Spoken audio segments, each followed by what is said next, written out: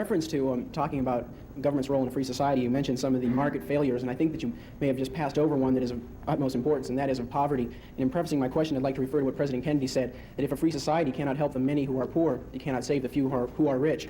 And to say that, well, we are a government of the people, and when there is a large sector of the people who are hurting, perhaps it is the responsibility of this government of the people to help out. Well, my question is regarding how free are the poor, how free are the unemployed, and how free are those people who are disadvantaged? Right. And so in reference to that, what is government's role? Sure. First of all,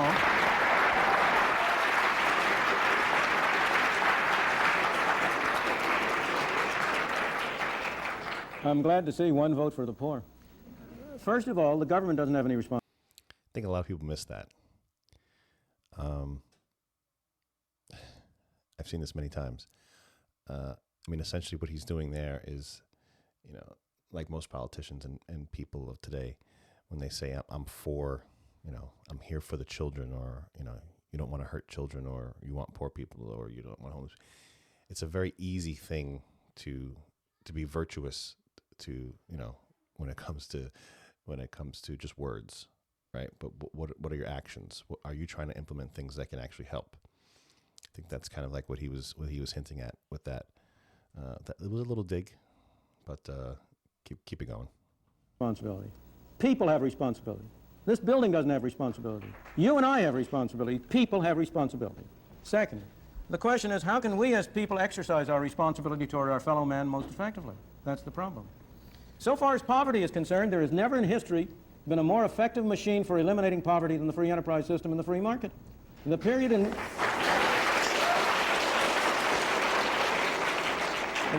in which you had the greatest improvement in the lot of the ordinary man was a period of the 19th and early 20th century. Those of us in this room are the heirs of that. We benefited from the way in which our parents and our grandparents were able to come here. And by virtue of the freedom that was offered to them, were able to make a better life for themselves and them and us. But next, if you look at the real problems of poverty and denial of freedom to people in this country, almost every single one of them is a result of government action, and would be eliminated if you eliminated the bad government failures. Let me be precise and specific. Why do we have so high an unemployment rate among black teenagers? It's a disgrace and a scandal.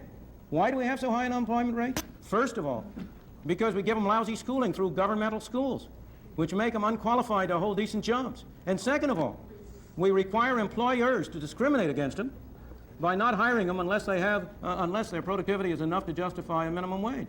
The minimum wage rate is the most anti-Negro law in the books.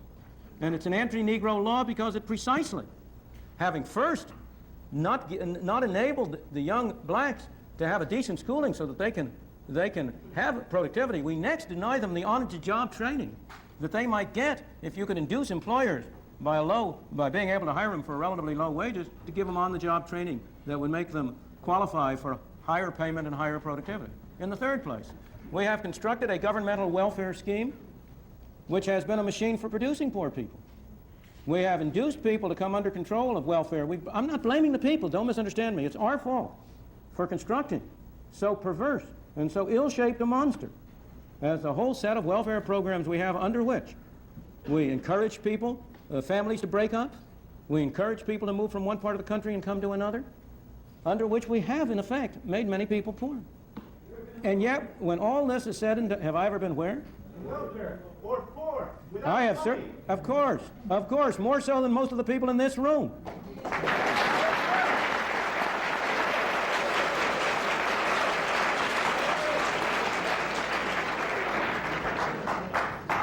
How many of you have worked a 12-hour day and gotten paid 78 cents? But let me go back to but you know that's all irrelevant. Is there one of you who is going to say that you don't want a doctor to treat you for cancer unless he himself has had cancer?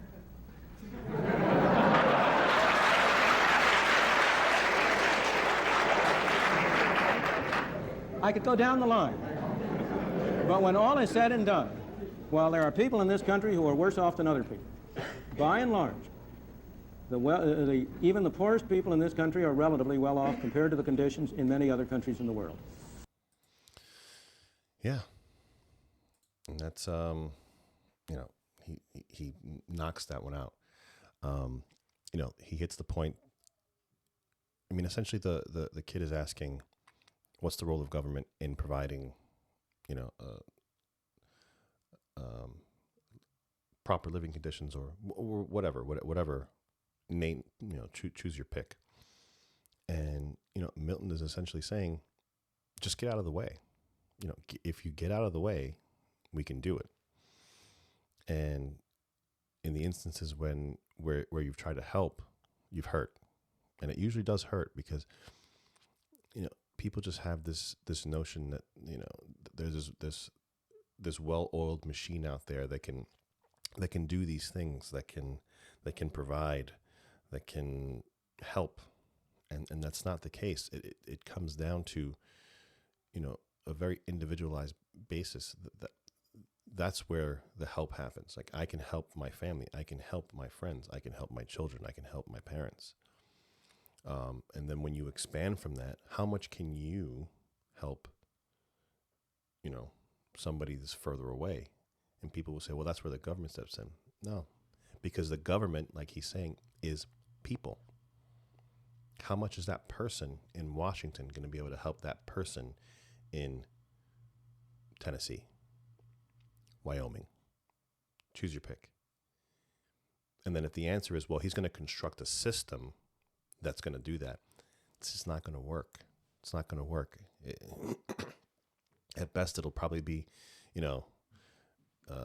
not that wasteful. But at the end of the day, it's you're creating a job of a person that it is to help this other person with this other person's money. It just doesn't work. And he illustrates that over and over and over again, by explaining, whether it be the minimum wage law, whether it be schools. He's a very big proponent of school choice, obviously. We can get to that in another video.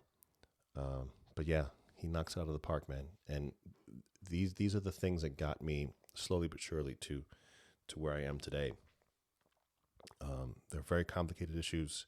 They're things that most people don't think about. And when you stop and you start thinking about it, you start to really develop what your worldview is, what you think about certain things, how you think about certain things. And just because you've been presented with something a certain way your entire life doesn't necessarily mean that's the way it is, or that's the truth. Thanks a lot, guys. Like, share, subscribe, and we'll see you again soon.